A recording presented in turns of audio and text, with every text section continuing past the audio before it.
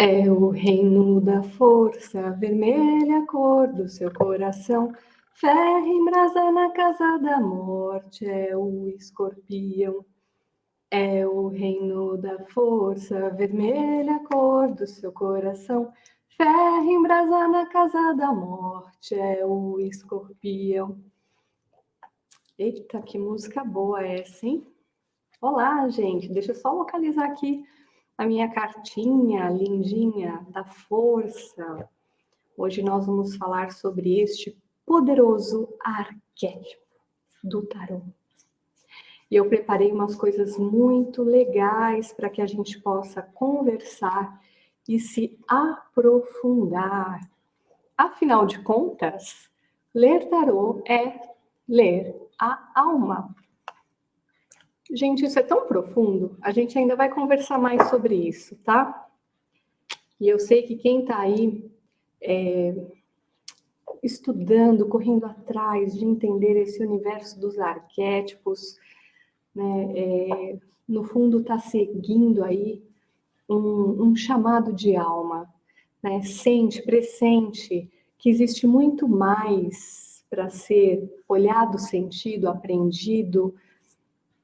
Muito possivelmente, né, acaba esbarrando aí num processo de reconexão profunda com o sagrado. Afinal de contas, tudo aquilo que diz respeito às nossas vidas, a nossa alma, o nosso destino, a nossa vida, é muito sagrado, né? Não tem como. Então, meu boa noite a todas as pessoas presentes aqui no Instagram do Esfera Quântica, aqui no YouTube do Arqueton e também na página de Facebook do Esfera Quântica. Gente, são tantos canais e tantas plataformas que tem hora que a gente fica até meio perdida, né? Eu sou a Cíntia Regina, do Esfera Quântica, e esta série ela está sendo realizada em parceria com o Arqueton, do Lucas Drago, porque o Arqueton tem um trabalho muito primoroso em trazer estudos a respeito da ativação de arquétipo como forma de alterar o nosso padrão de vibração, de modo que nós estejamos mais em consonância com o nosso poder de cocriação, no sentido de utilizá-lo para manifestar a realidade que nós desejamos, tá? Então, hoje nós vamos começar o nosso Arquétipos do Tarô assim. Gente, onde será que reside a magia do tarô? Embora eu mesma, quando estudo, quando eu leio o tarô para mim, ou eu leio o tarô para as minhas consulentes, eu tenha e adote uma abordagem terapêutica, e aí a nossa cabeça já coloca, né? Então ser terapêutico não tem nada a ver com algo místico, espiritual, esotérico, portanto não tem nada a ver com magia. Mas acontece que eu vim aqui para falar para vocês que magia e imagem são palavras que comungam de uma mesma raiz. Então, sim, o tarô, aqui eu estou só com os arcanos maiores, tá? O tarô, ele é uma galeria riquíssima de imagens. Ao mesmo tempo que ele se assemelha a um livro de páginas soltas, cuja história que esse livro conta, toda vez que a gente abre para alguém que está fazendo a leitura com a gente, ele vai contar uma história diferente. A história daquela consulente, daquele consulente, daquele momento da vida daquela pessoa. Se a gente vai lá para o passado, né, para verificar alguma coisa, ele vai contar aquela história lá. Se nós queremos dar uma olhadinha quais são as tendências de desdobramento, então a gente vai para o desenrolar, né, dessa história no futuro. O tarô é um livro de páginas soltas, mas é um livro que não tem nada escrito. Ele é pura explosão de imagens. E as imagens do tarô, elas têm, assim, uma característica muito onírica.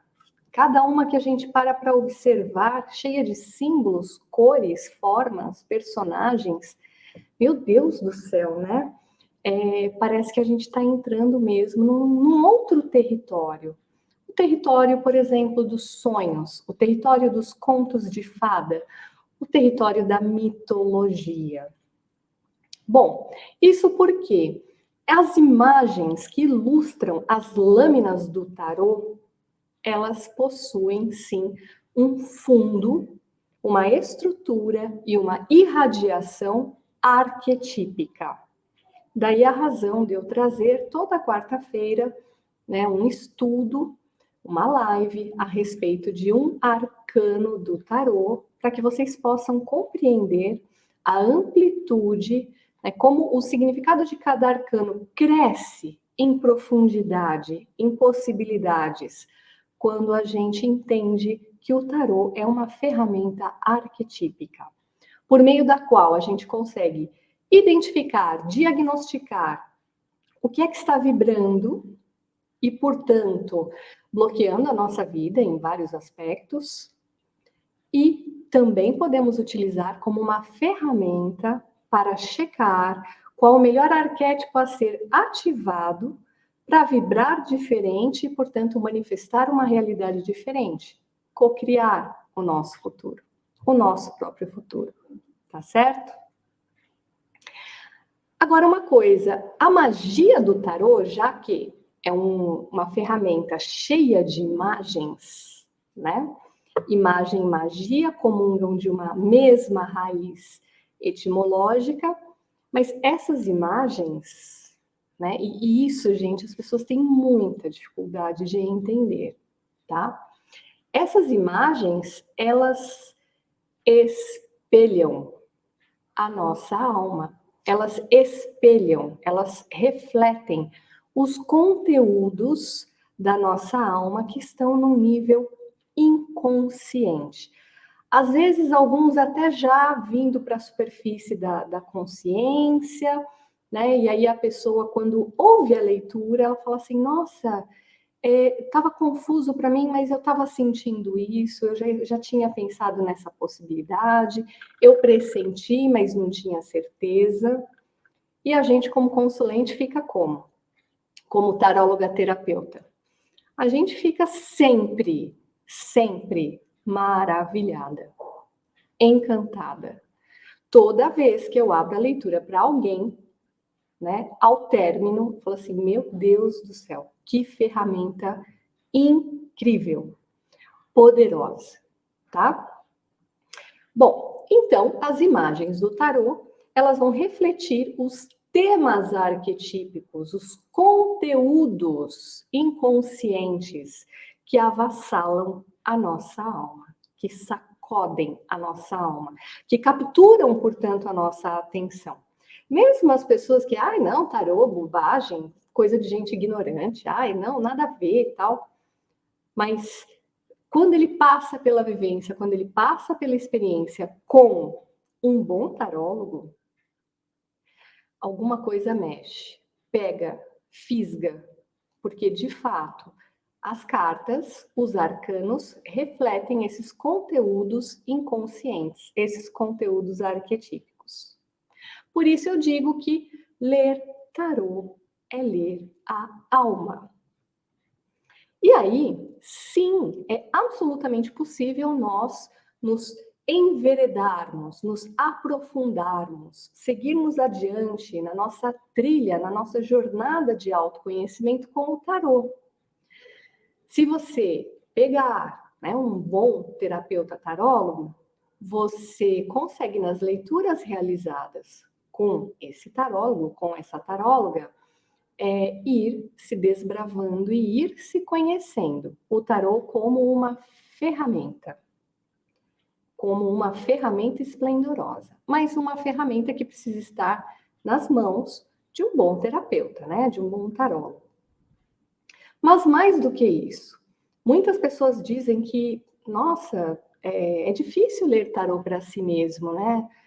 Dizem que não dá, a gente consegue ler para os outros, mas a gente não consegue ler para a gente. E eu digo, é claro que dá. Porque se é um instrumento que faculta autoconhecimento, qual é o fator impeditivo de que a gente pratique de tal maneira que a fluidez na interpretação ela seja, ela atinja um tal nível que a gente não consiga, de fato, ver nas imagens do tarô a nossa própria alma. O que nos assusta, o que nos dá medo, os nossos sonhos, as nossas expectativas, as nossas vontades, inclusive as nossas vontades inconfessáveis. O tarô mostra. E para quem está realmente comprometido em ampliar a sua consciência, para trilhar a sua vida de maneira a alinhar-se com a sua missão de alma, bom, vai estudar, vai praticar e vai usar o tarô da melhor maneira possível, também para fazer as suas leituras de autoconhecimento. Lembrando que, ao abrir essas leituras, a gente consegue que as cartas elas respondam sobre o presente, o momento presente, o que é que está vibrando, quais são os arquétipos aí que estão saltando, que estão nos possuindo, né? A despeito de nós querermos ou não, termos consciência ou não, as cartas capturam e mostram, elas refletem sobre o passado, né? Algo que esquecemos, algo que não soubemos, algo que precisa ser trazido novamente à consciência para ser ressignificado, para então voltar para os nossos porões. Porque ainda que você diga, o passado já passou. Só que no território da alma, que é o território dos sonhos, que é o território do inconsciente, gente, essa linha do tempo, né, cronológico, passado, presente e futuro, essa sensação linear da passagem do tempo não existe. Está tudo pulsando aqui e agora, né? Basta que você pense muito, se recorde de uma situação muito triste que você vivenciou na sua vida, que automaticamente é possível que você sinta muitos sentimentos correlatos àquela lembrança. Ué, mas se já passou, por que está despertando essas emoções?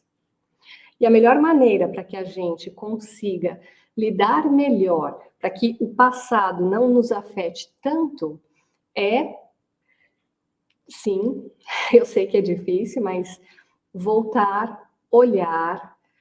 Às vezes a gente já atinge um ponto de maturidade maior do que na época em que nós experimentamos aquilo, experienciamos aquilo, e aí, ressignificar, para que a gente possa acomodar de uma maneira que não fique nos espetando lá por dentro, né? Que não fique nos atormentando, ou pior até, gerando sintomas no nosso corpo, psicossomatizando, se transformando em doenças mentais, emocionais e físicas, tá certo? Bom, nesse território inefável, incomensurável, intangível da alma, dos sonhos e do inconsciente, tempo e espaço são vivenciados de uma outra maneira. É só você tentar recordar algum sonho que você tenha tido, e como nós temos dificuldade, não é mesmo? Em relatar um sonho. Às vezes parece tudo meio sem pé nem cabeça, a gente está na cena, mas ao mesmo tempo a gente está vendo de fora. A gente conta, às vezes, sem certeza se por onde nós estamos começando a relatar é de fato o começo do sonho que nós tivemos. Às vezes o sonho termina, mas não necessariamente a gente tem a sensação de que terminou. A gente nem sabe se aquilo que a gente está contando como fim não foi o começo, né? E o tarô nos dá acesso a esse território incrível, fantástico, do inefável, do inconsciente, da nossa alma, tá? Ele é uma chave de acesso, ele é uma ponte que interliga a nossa consciência com o inconsciente. E embora eu adore essa frase, ela não é minha, ela é do Jung. né? Jung diz que os oráculos, por mais que pareçam ilógicos, insensatos, estranhos à nossa racionalidade, né, ao pensamento cognitivo, inteligente, racional, que quer lógica para tudo. Gente, como é que a gente acessa o inconsciente apenas por meio da razão? Não acessa. Então, os oráculos, eles são pontes que conseguem fazer essa conexão, essa passagem, esse aporte, né, para que a gente atravesse, entre em contato, veja alguma coisa, traga alguma coisa de lá, alguma informação, para que a gente possa lidar conscientemente, tá? Bom, é uma pena que algumas ou muitas, né, não sei dizer estatisticamente quantas pessoas têm noção das possibilidades ou do potencial que o tarot tem em termos terapêuticos, mas também divinatórios. E quando eu digo divinatório, eu estou aqui saindo do campo místico, mas sem desonrá-lo. Quando eu estou aqui no campo terapêutico e quando eu trabalho com arquétipos dentro de uma conceituação da psicologia junguiana, os arquétipos são forças, são energias que quando nós sentimos, quando a nossa vida, quando a nossa consciência é tomada pela força de um arquétipo, gente, nós temos realmente a sensação de que algo muito divino está acontecendo. Quando o arquétipo se apresenta na sua dimensão de luz, na sua vibração, é que é muito cartesiano, né? Falar em luz e sombra, positivo, negativo, mas enfim, vamos simplificar aqui, tá? Quando essa vibração nos toma e ela tá invertida, ela tá virada, ela tá, não sei, na sua sombra, bom, aí a sensação ainda é de contato com algo muito poderoso, que por vezes as pessoas podem até dizer, né? Quando você está no lado luz, ai, nossa, Deus me tocou, os deuses estiveram aqui, eu estou me sentindo maravilhosamente bem. E quando é o contrário, aí, Ave Maria, nossa, o que aconteceu? O que encostou em mim? Que bicho é esse? Que trem é esse? Para não falar alguns nomes aqui que são ruins. Ai, Cíntia, você acredita em coisa ruim?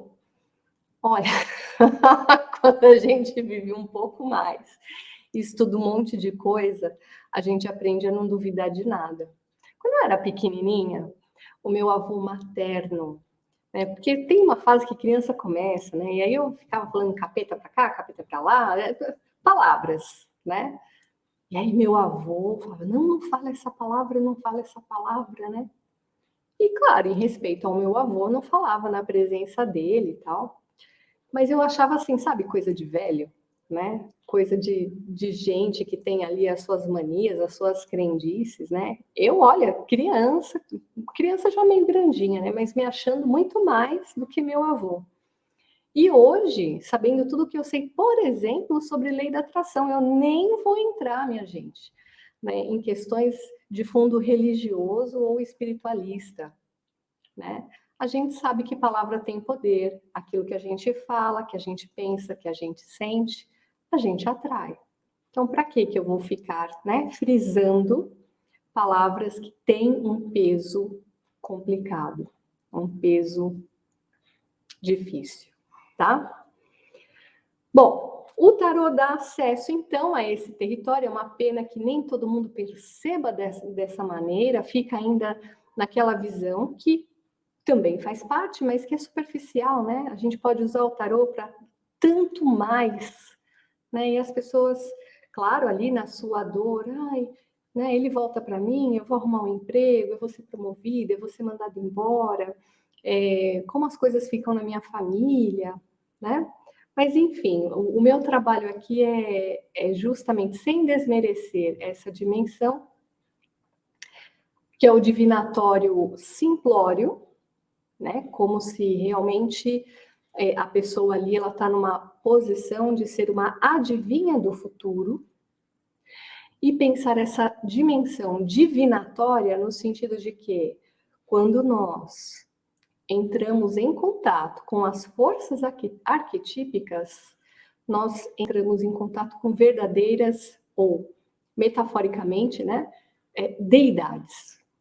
Porque toda vez que a gente entra em contato com um arquétipo, ou ativa um arquétipo, ou a gente dá uma brecha e somos possuídos por um arquétipo, a sensação que nós temos é de participação mística. E a palavra divinatório tem divino, tá? E mais uma vez, eu não estou inventando isso. Eu estou trazendo aqui de uma maneira simplificada o que Jung mesmo aborda dentro, né, dos seus muitos estudos a respeito da experiência religiosa, né, da participação mística, tá? Bom, deixa eu só olhar aqui, porque eu anotei umas coisas bem legais, eu não quero deixar de falar nada, gente. Tá. O tarô, portanto, ele é um expansor de consciência. Se por meio dele a gente enxerga os nossos conteúdos inconscientes, então é como se a gente conseguisse lançar luz ou ampliar a luz da consciência a respeito daquilo que até então estava na escuridão ou na invisibilidade do inconsciente.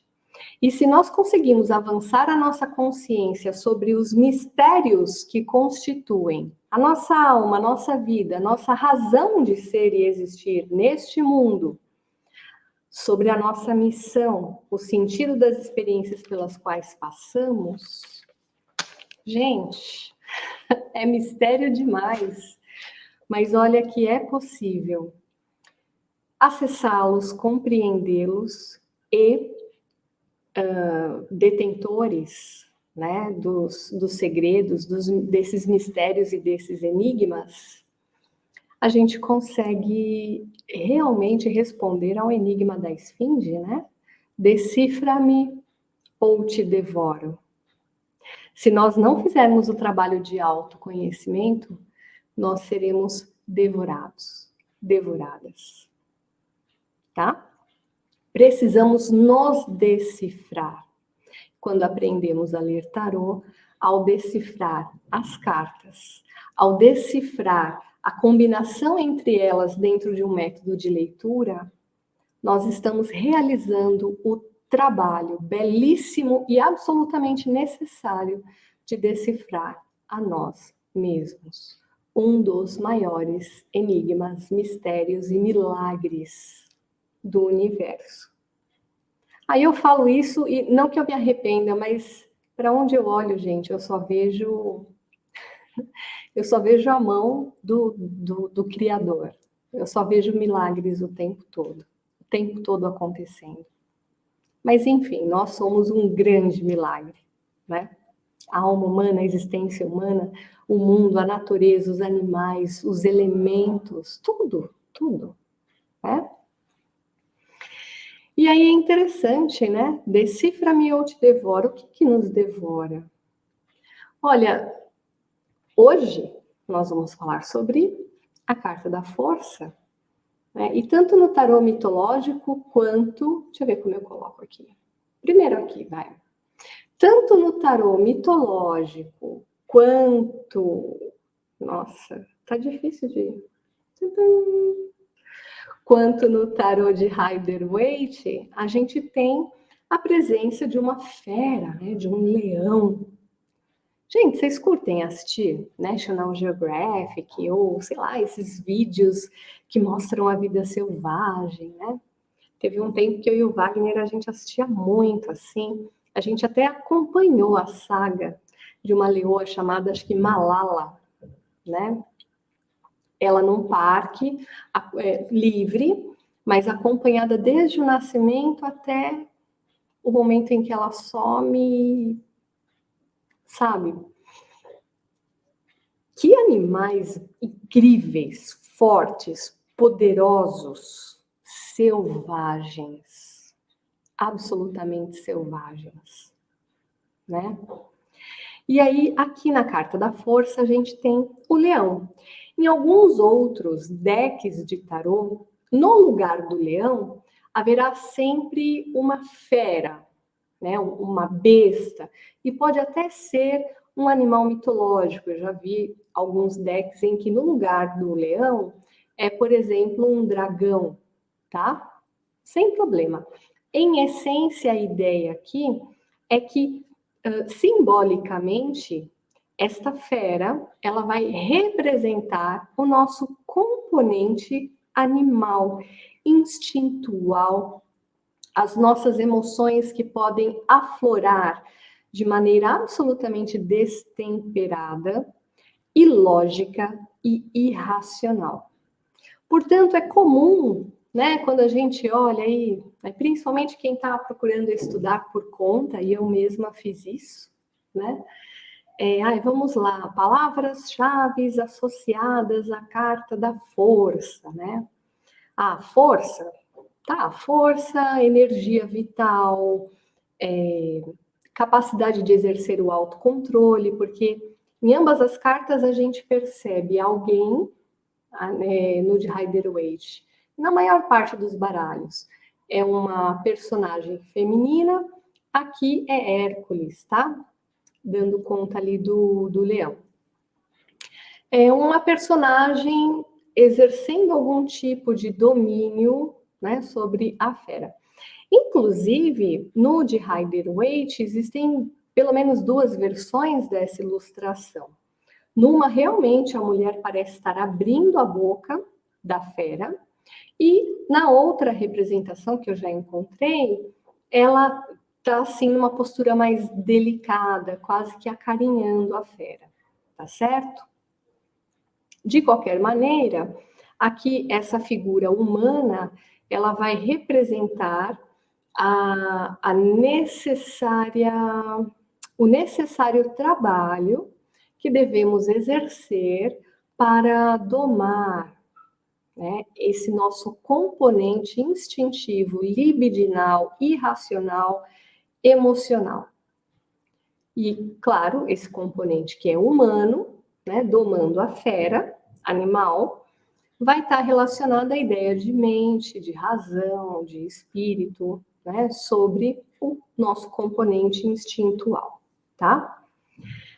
Dependendo da leitura, dependendo da pergunta, dependendo do método utilizado, da posição que a carta sai, aqui a gente pode estar recebendo um alerta para que consigamos conter acessos de ira, de raiva, de paixão, de desejo, para que a gente não perca o controle, né? Estamos à beira de um colapso para nos descontrolar. No tarô mitológico, inclusive, existe um alerta para que a gente não ache que é forte o suficiente e sejamos presas fáceis de um movimento de ego inflacionado, né? O ego inflado, o megalomaníaco, eu posso tudo, eu dou conta de tudo, né? E aí acaba sendo rendido pelas forças que porta dentro de si mesmo, porque você acha que você é tão poderoso que não precisa prestar atenção em certas coisas e num determinado momento essas coisas que você acredita já ter subjugado vêm e pegam você, tá? Normalmente é uma carta muito positiva, né? Pode falar sobre a necessidade de você fazer um esforço adicional ou que você está gastando as suas forças. E por isso, gente, que eu entendo, né? Meu Deus do céu, ler tarô deve ser muito difícil, né? Se pode significar, olha só, ira, raiva, paixão. Como é que eu vou saber quando é ira, quando é raiva, quando é paixão? Quando ela significa parabéns, você está exercendo um excelente autocontrole. Ou quando ela avisa, né? Ai, pelo amor de Deus, cuidado, não vai perder o controle da situação. Quando ela está dizendo que nós temos uma força adicional, libidinal, vital, instintiva, com a qual nós podemos contar, que pode nos fortalecer, ou quando é exatamente o contrário, que nós podemos a qualquer momento sermos subjugados por essas forças que estão dentro de nós, que são parte do nosso combustível, né? Mas aí, tem método, né? Método é tudo na vida. Dá para ficar fluente em leitura de tarô, gente. Aqui não é o objetivo, eu estou trazendo uma ampliação de significados, né? Amo de paixão as reflexões profundas, filosóficas, de caráter existencialista, espiritualista, universalista, mitológica, arquetípica, que o tarot traz. E que delícia, né? Quando você abre uma leitura para si e o teu repertório está bem maior do que meia dúzia de palavras-chave que, embora aparentemente seja mais fácil de guardar e memorizar, se der um branco já era. E outra, você sabe 12 palavras, mas e aí, na hora de fazer a leitura, qual que é, né? Muito bem. A maior parte das vezes a gente olha para a carta da força e sente muita esperança. Vamos lá. Quem aqui já não teve que matar um leão por dia? Tá até cansado. Ai, meu Deus, um leão por dia. Às vezes é uma matilha inteira. Outras vezes é só um filhotinho de leão. A gente que horror. Pessoal, aqui em nenhum momento eu estou apoiando a caça de animais selvagens, tá? Eu estou realmente fazendo uso daquela expressão, né? Nossa, matar um leão por dia. E aí, vamos lá. De onde vêm esses leões, dia após dia, que a gente se vê tendo que matar? Né?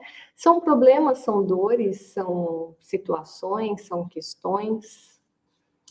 E eu tô preocupada com uma coisa, gente. Um segundo. A minha bateria não conectou aqui na tomada.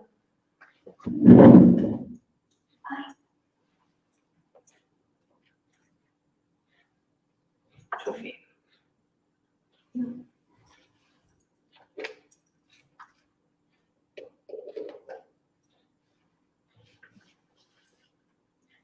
Agora sim. Perdão, tá?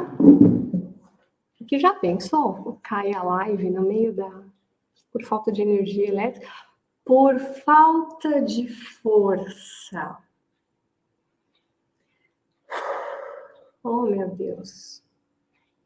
Vamos lá, então. Vocês estão percebendo a sincronicidade das coisas? Né? Por falta de força, energia elétrica. Tá? Então, lembrando aqui, uma das palavrinhas que vocês podem anotar aí é energia, né? Tá. De onde vêm esses leões que nós precisamos matar, dia após dia? Que bom, né? Às vezes, quando não aparece leão nenhum, nossa, a gente fala, uau, que bom, que delícia, é isso que eu quero para mim. Bom, tudo o que nos ocorre fora na nossa realidade física, material, sensível no sentido platônico dessa expressão, tá? Que pode ser sentido por meio dos nossos 5 sentidos físicos. E, portanto, acabam constituindo uma ilusão de que aquilo que a gente vê, ouve, toca, saboreia e sente o cheiro é o real. Quando, na verdade, a gente não tem acesso direto ao real. Nós temos uma ideia, né, uma construção mental que se chama realidade. Mas, por exemplo, dentro de uma mesma situação real, cada ser vai ter uma percepção diferente, uma narrativa de realidade diferente. Essa é uma reflexão filosófica incrível, tá? Mas sigamos aqui. Até dá para fazer uma ponte aí com o filme Matrix, mas enfim.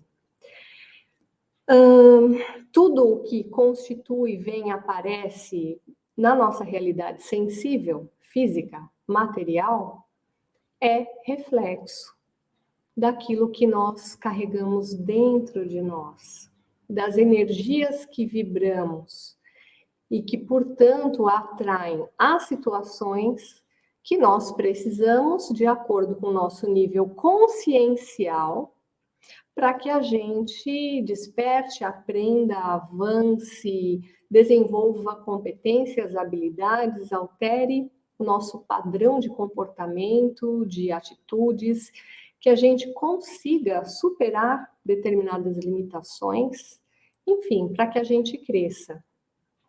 Infelizmente mesmo, as situações mais difíceis, de dor, né? Ah, mas Cíntia, como é possível ter atraído isso? Foi X pessoa que fez, que falou, que armou, que... Tá, mas e como essa pessoa apareceu na sua vida?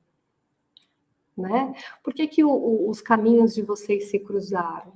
Porque você permitiu que ela entrasse na tua vida. Não tem algumas pessoas que a gente não faz nem questão de conhecer, de dar continuidade à conversa, né? Porque, infelizmente, justamente essa que você facultou algum tipo de acesso acabou sendo o agente, né, que facilitou a manifestação de uma experiência triste na tua existência. Então, a ideia não é tirar a responsabilidade daqueles que contribuem para experiências dolorosas, mas também não é terceirizar em absoluto, porque aí também a gente não tem, né, culpa de nada, somos uma vítima total, né, absolutamente infeliz, e manter a nossa mente nesse estado de justificativa das coisas não contribui para que a gente consiga entender quais são as leis universais em funcionamento que fazem com que as coisas aconteçam da maneira como acontecem, tá certo? Então, se os leões que aparecem fora de nós, eles antes estão dentro de nós, então talvez seja mais fácil que a gente faça esse trabalho de nos voltar para dentro, que a gente perceba o que é que tem aqui dentro, quais são os nossos leões, as nossas feras, os nossos monstros, o nosso lado bestial, instintivo, primevo, que a gente conheça, tá? Porque se a gente cuidar daqui de dentro, fatalmente, por efeito de espelhamento, de projeção dos conteúdos inconscientes, esse é um fenômeno também estudado na psicologia junguiana, diminuindo os leões de dentro ou domesticando os leões de dentro, os leões de fora serão outros. Serão mais fáceis de nós lidarmos com eles ou já chegarão para nós mais mansos. Mais mansos, tá? Uma pausa para respirar, gente. Eu não sei vocês, comentem aí no chat. Eu tô sentindo aqui tudo arrepiar.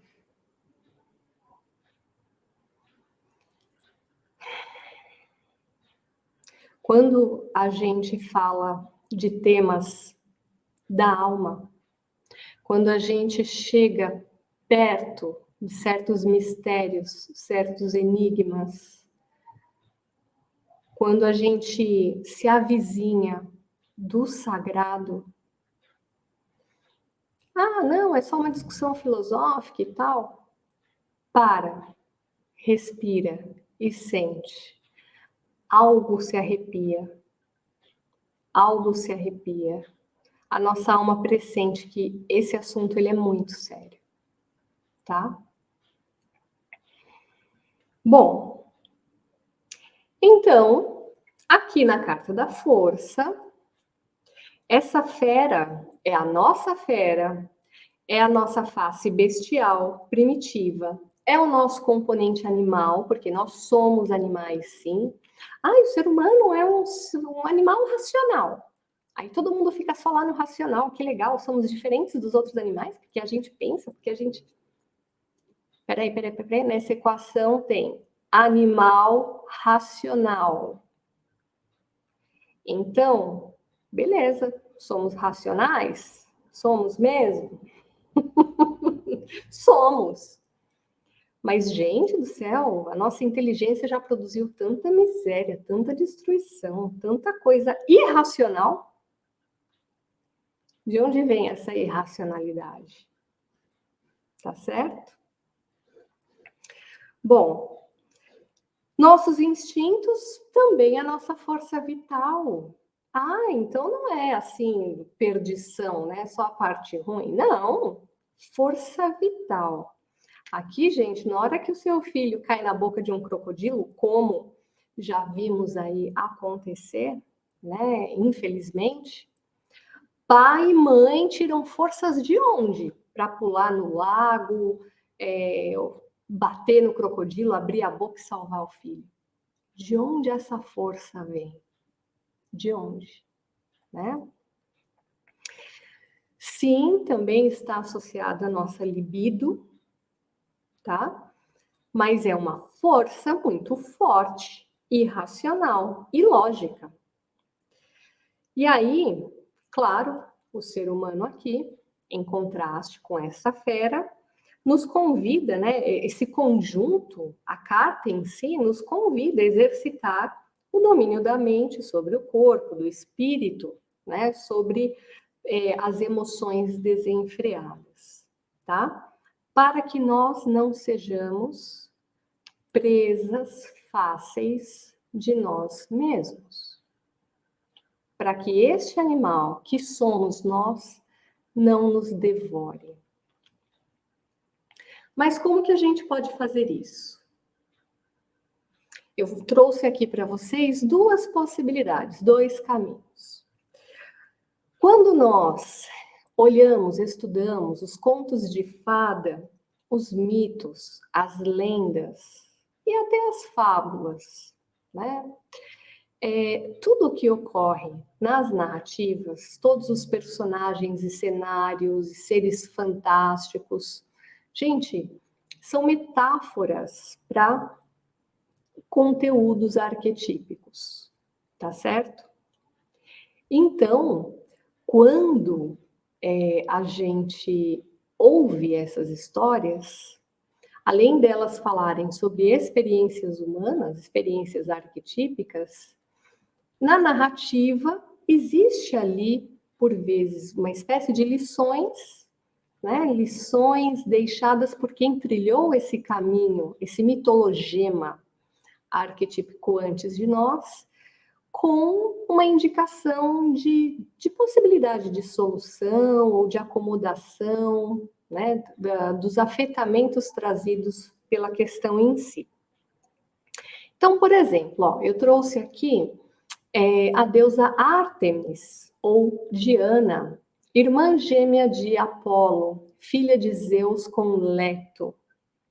Ela nasce primeiro, a mãe não consegue parir o irmão gêmeo dela, Apolo, e ela auxilia a própria mãe a fazer com que o irmão chegue ao mundo. Então, Ártemis, ela é uma deusa parteira. Ela é a deusa que protege e abençoa os partos, chamada pelas mulheres gregas antigas, né, na hora do parto. Ela é a deusa da caça, enquanto que o seu irmão Apolo, todo retilíneo, todo certinho, maravilhoso, bonitão, galã, ele prima pela ordem, pela lei, pela civilização. Então é interessante que eles formam um par de opostos complementares e ela, enquanto ele é civilização, ela é selvagem, ela é livre, ela é a deusa da caça. E ao mesmo tempo em que ela sai para caçar as feras selvagens, ela também é protetora, né, dos seres selvagens, dos animais, tá? Aliás, que não vai dar tempo, mas me lembrou aqui também uma coisa interessante, né? O resgate da mulher selvagem que existe aí em todas nós. Mas pode ficar para uma outra live aí, eu trago para vocês, tá? Então, nós podemos subjugar essas feras, caçá-las, ou então protegê-las. As duas coisas, né, são realizadas por Ártemis. Mas, quando a gente olha ali no conto da Bela e a Fera, né? Meu Deus, como a fera é feia, né? Feinha. E brava, irada, orgulhosa.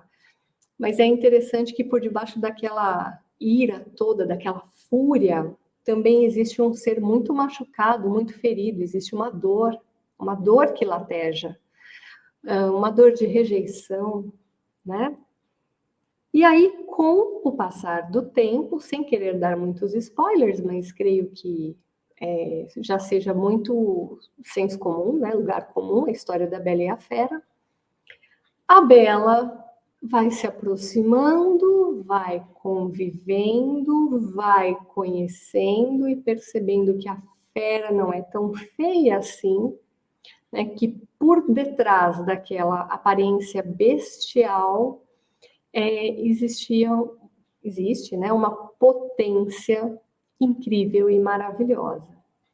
E por meio da doçura, da compreensão, de uma aproximação cautelosa, porém contínua, por meio do amor, ela transforma aquela força bestial em, novamente, um ser humano, tá? Então, é interessante que na carta da força, por vezes, nós vamos ter essa representação, né, do ser ali fazendo uma força, meio que brigando, porém dominando a fera. Em outras, essa figura normalmente feminina está muito tranquila, muito senhora de si, e o leão parece até um gatinho, né? Um gatinho bonitinho, bonzinho ali. O grande ensinamento da força, ou pelo menos um dos grandes ensinamentos do arquétipo da força, é que nós precisamos entrar em harmonia com essa força vital, instintiva e libidinal que nós carregamos e nos constitui. Não adianta dizer que não é, que não tem e que está tudo bem. Ela vai continuar existindo da mesma forma. O melhor seja que a gente veja, perceba, se aproxime, pense maneiras de... Gente, não dá para falar de negociar. Não tem negociação, não tem lógica aqui, né? Mas, ao invés de tentar matar ou prender e acorrentar, que a gente veja a melhor maneira de conduzir essa força que nos constitui, que carregamos, para que ela puxe a nossa vida, os nossos projetos para frente. Afinal de contas, é energia vital, é combustível, né? Então, que a gente consiga desenvolver essa sabedoria de vir com muito tato, com muita atenção, às vezes até com um pouquinho de medo. A Bela tinha ali, né, o seu receio de viver, conviver, estar perto, conversar com a fera.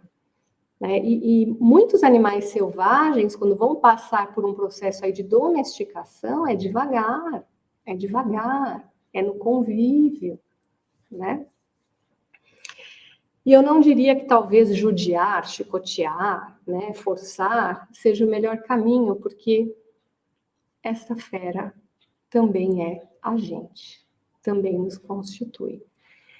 Então, que nós consigamos, sobre a vibração arquetípica da poderosa força, conseguir perceber as forças que nos constituem e que tenhamos sabedoria e tato para entrar em harmonia com essas forças, para que elas possam trabalhar a nosso favor. Tá bom? Por hoje é isso. Eu vou repassar aqui o chat para ver, né, se existem algumas dúvidas ou contribuições, tá? Fátima, boa noite.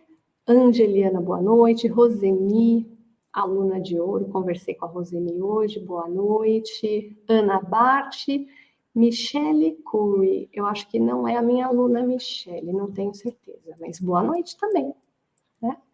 Rosângela Lira, a Rosemi gostou aqui da sincronicidade da falta de força, né? Mas eu ando cansadinha, gente, mas não sei, vocês não estão sentindo uma coisa meio cósmica, meio estranha, diferente, meio tensa no ar, né? sei, estou esperando aí para ver se passa essa onda aí, tá? A Graziella tem uma dúvida, ó. Somente através da consciência amansamos os nossos leões internos? Desculpe perguntar, eu caí de paraquedas agora aqui na live. Graziella, ó, a sua pergunta ela é muito boa, obrigada pela pergunta. Eu vou responder assim de bate-pronto, mas a sua pergunta ela é tão profunda que vale a pena que a gente até durma, né?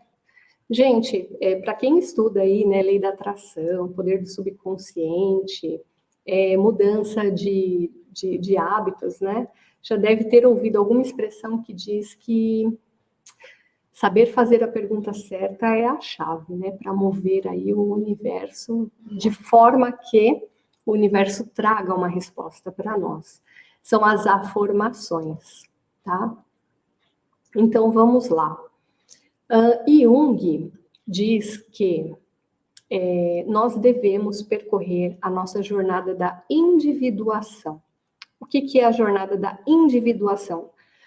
Não é para que nós nos tornemos individualistas, mas para que nós, na medida em que ganhamos mais e mais consciência a respeito dos nossos aspectos de luz, os nossos potenciais e também as nossas sombras, né? Aquela parte feinha, censurável, que às vezes até, dependendo da cultura, do momento, do tempo, da situação, da pessoa que, né, que exprimiu ali algum tabu, alguma condição, alguma permissão ou não permissão, às vezes nem era nada tão feio assim, era até um talento seu que foi lá para a sombra do inconsciente, né?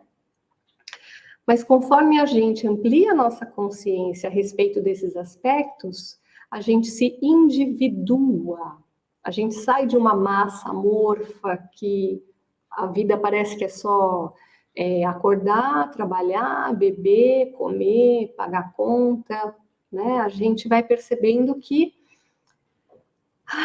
a vida pede um pouco mais, a vida é muito mais, né? E aí não se trata de que nós iremos nesse processo ascender, nos iluminar, nos tornar melhores que os outros.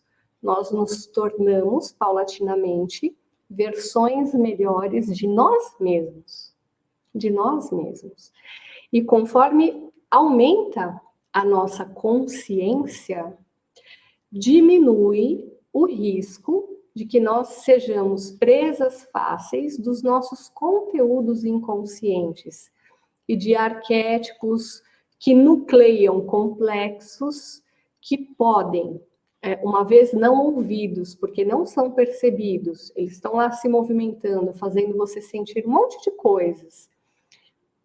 Mal-estar, quando não é só um mal-estar emocional, às vezes realmente uma doença psíquica emocional, psicossomática, vem para o corpo, né? E aí você começa a evitar essas manifestações indesejadas, porque você aprende a abrir espaço para o reconhecimento dessas forças, desses outros eus invisíveis que te compõem, para que eles possam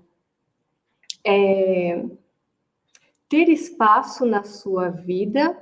E olha que interessante, um espaço que você permite, né, que você cede, mas um espaço seguro de manifestação.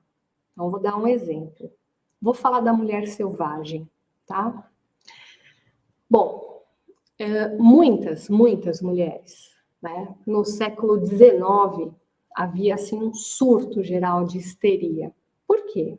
Né? As mulheres, tantos casos de histeria, porque havia uma repressão sexual muito grande. E, gente, sexo é instinto, sexo é libido, sexo é vida, faz parte da natureza, faz parte do nosso componente animal.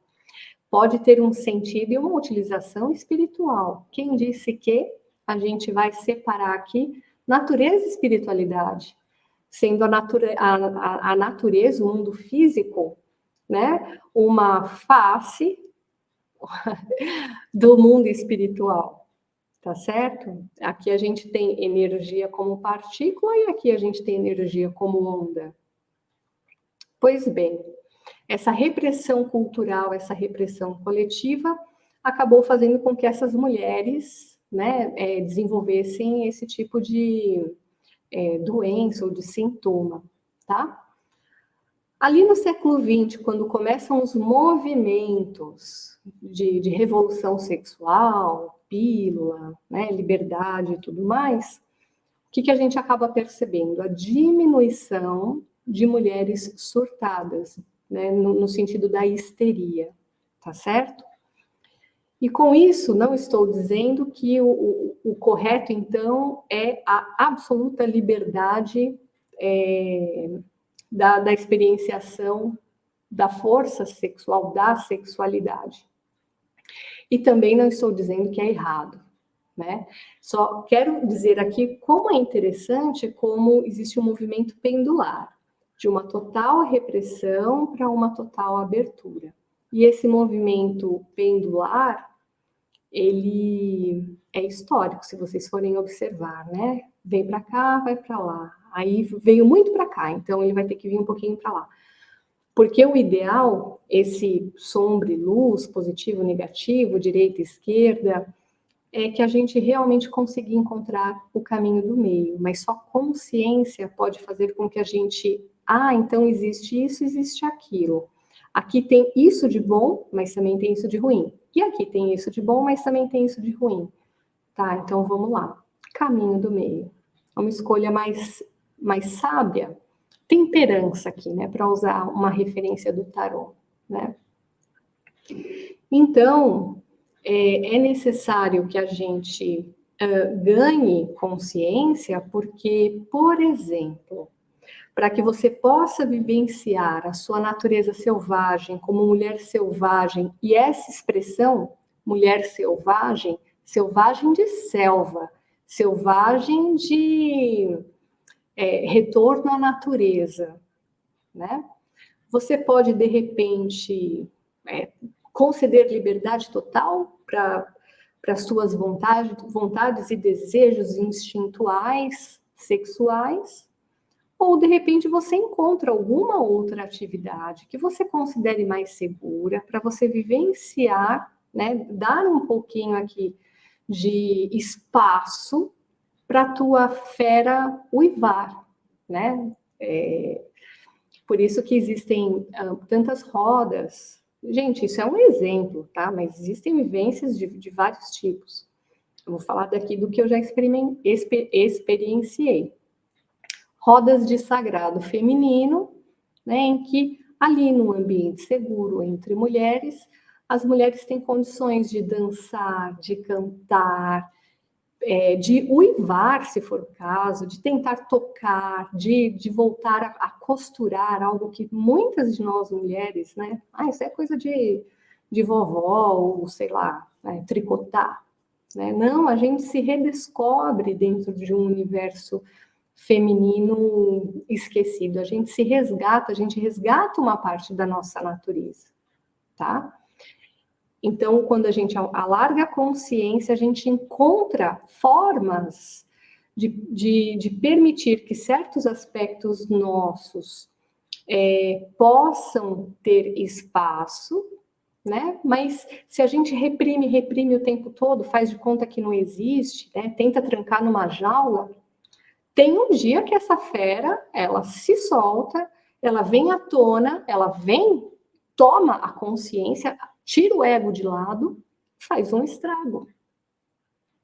Então, vamos lá, vamos pegar um outro exemplo. Ira, raiva, ódio. Não, eu sou boazinha, jamais sinto isso.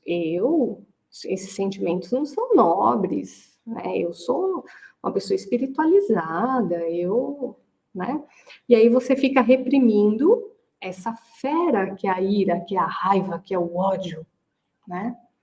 Até o dia que, de repente, esse sentimento ele vai ficar tão acumulado lá dentro, porque você não olha para ele, que ele existe, para pensar uma forma inteligente de dar vazão sem que isso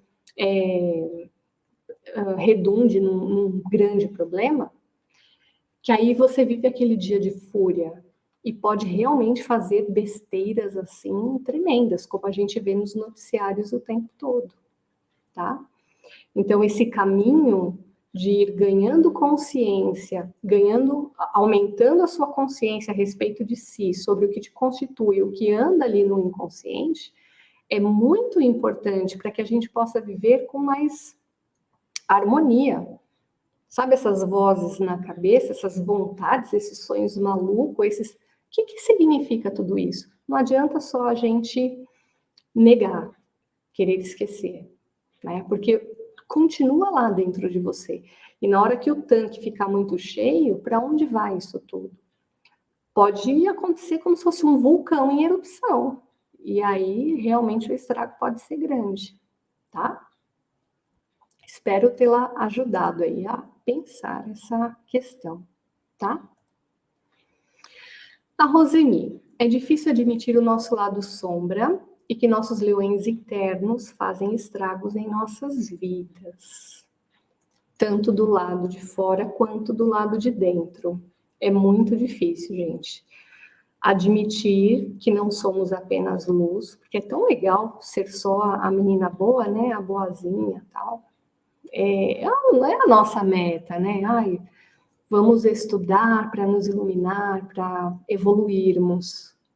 E é interessante que antes de nós chegarmos ali para o ápice, não sei, né, desse processo evolutivo, me parece que existe aqui uma parte do percurso que envolve a coragem de nós admitirmos, em primeiro lugar, para nós mesmas, que nós não éramos assim tão boas quanto nós pensávamos. E aí, sabe o que acontece quando a gente consegue admitir para nós mesmas as nossas sombras? A gente fica mais esperto. Porque se o meu objetivo é evoluir, é crescer, é ser mais consciente, eu não vou esquecer que eu tenho essas vulnerabilidades, que eu tenho essas brechas. Vou ficar bem ligeira com isso. E aí a gente consegue realmente, né, prosseguir na nossa jornada, tá? O Wagner, o duro é quando as adversidades da vida implicam que nossas sombras sobem por motivos de proteção e resguardo. Esse é o Wagner Fawaz, gente. Sobem, eu não entendi, Val, por motivos de proteção e resguardo.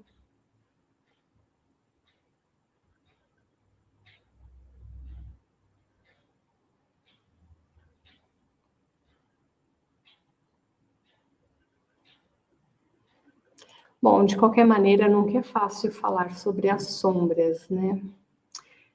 E as adversidades da vida, por vezes, cutucam realmente as nossas sombras, que a gente nem imaginava que estavam ali, que existiam. A maneira pela qual nós passamos pelas adversidades acaba sendo indicativa do quanto nós conseguimos lidar com as nossas próprias sombras. E, gente, por vezes, né, nas dinâmicas das relações humanas, existem projeções de sombra, né? E aí você olha, eu já falei isso aqui. A gente olha para alguém, não vai com a cara da pessoa, ou o santo não bate, a coisa não desce, né? E não que a pessoa não tenha aquelas características, mas aquilo para você é tão sensível porque você está, por meio do fenômeno da projeção, entrando em contato com algo que existe muito nas suas profundezas. E é muito difícil para você lidar. Por ser difícil de lidar, é que incomoda tanto quando você encontra numa outra pessoa, né? Acho que é isso, gente. Encerramos por hoje. Eu agradeço a presença de todos vocês. Espero que tenham gostado, tá bom? Até quarta-feira da semana que vem, com mais arquétipos do tarô, aqui no Arqueton e aqui também no Esfera Quântica. Então, estou apagando aqui. e apagando aqui.